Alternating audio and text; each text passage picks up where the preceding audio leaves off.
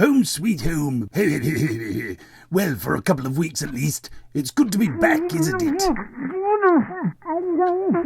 Just put it all down in the hallway, there's a good chap. Honestly, I don't know why you're moaning. It's just 6 suitcases full of wine and 2 of my children. Well, maybe you could have carried some of it then. Bloody hell. I don't get paid to carry things, dear boy, whether it's suitcases or the can for 180,000 dead.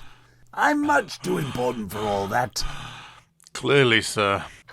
Speaking of which, now that I'm home, it's time to focus on the people's priorities.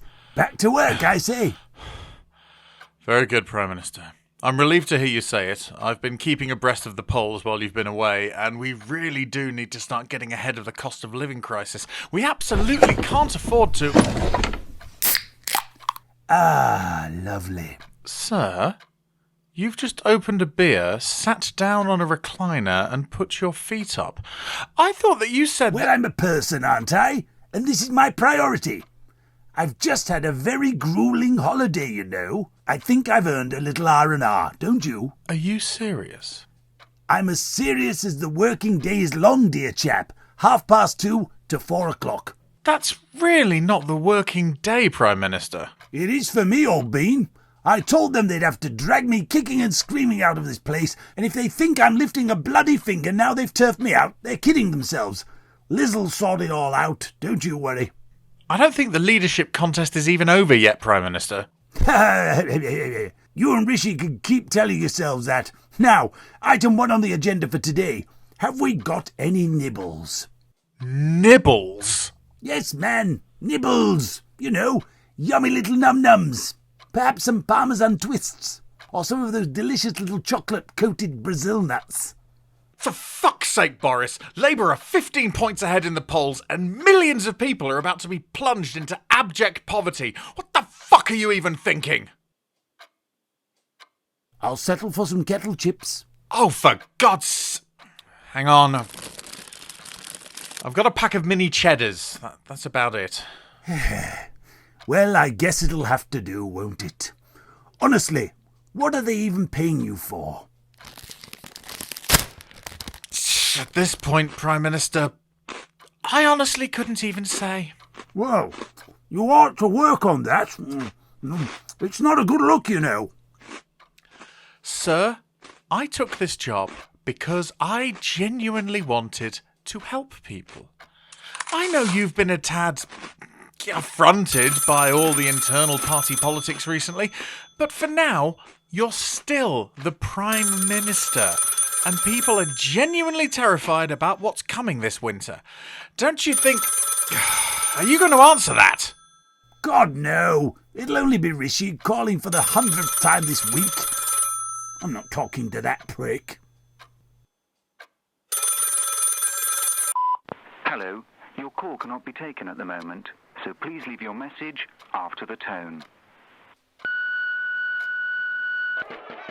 For heaven's sake, Boris! Answer the phone! There's an army of peasants out here with torches and pitchforks and... No!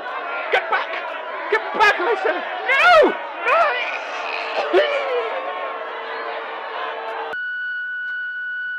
No! Guess it wasn't Rishi. I wonder what that was all about. This is what I've been trying to tell you, sir.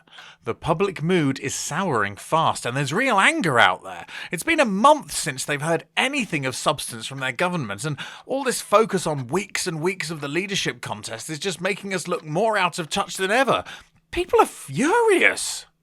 Now look here, chap. I might be lots of things, but one thing I'm not is out of touch. In fact, I'm very hands-on. Just ask my secretary. Now is not the time for jokes, Prime Minister. Look, I know that at this point you're basically a retiring teacher in the last week of the summer term, but you still have a duty of care to make sure the kids you're supervising, at the very bloody least, don't fucking die in front of you. Good Lord, boy, what's got into you? I'm just trying to be upbeat here. You know, add a little levity to proceedings. What's got into me, sir, are the latest projections for the energy cap. They're going up every 3 days. We're looking at £6,000 next year. People simply can't afford that. Oh, good Lord, you're dramatic. And all over £6,000. So what? People will have to do what? Maybe one more speaking engagement every 8 years? Half a meet and greet every decade? I know they're deeply tedious, but once you've got a script and you've memorised when to look confused and ruffle your hair, it's not exactly back-breaking work. That's not how anyone else in the country works, Prime Minister. Well, more fool them, I say. Bunch of bloody shirkers always expecting a handout. The state can't be expected to hold everyone's hand all the time, you know. We aren't made of money. Which reminds me, put those mini cheddars on my expenses account, will you? As a multi-pack, there's a good lad. Sir, this just isn't good enough. I'm sorry, but it's time somebody told you what you actually need to hear, rather than just cooing into your ear like a love-struck fucking pigeon. Well, I'll make sure Nadine's aware of your very flattering comparison. I'm beyond caring, Prime Minister. She can threaten me all she likes. You are a grown fucking man. Now stop sulking behind the curtain and lead.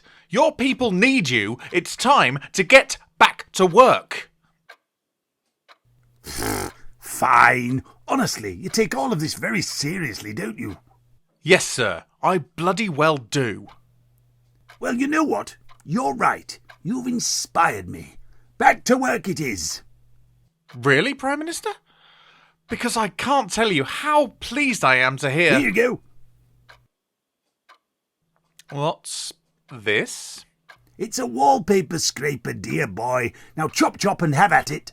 This stuff's worth a fucking fortune, and I'm not leaving a shred of it for truss. Right. I thought,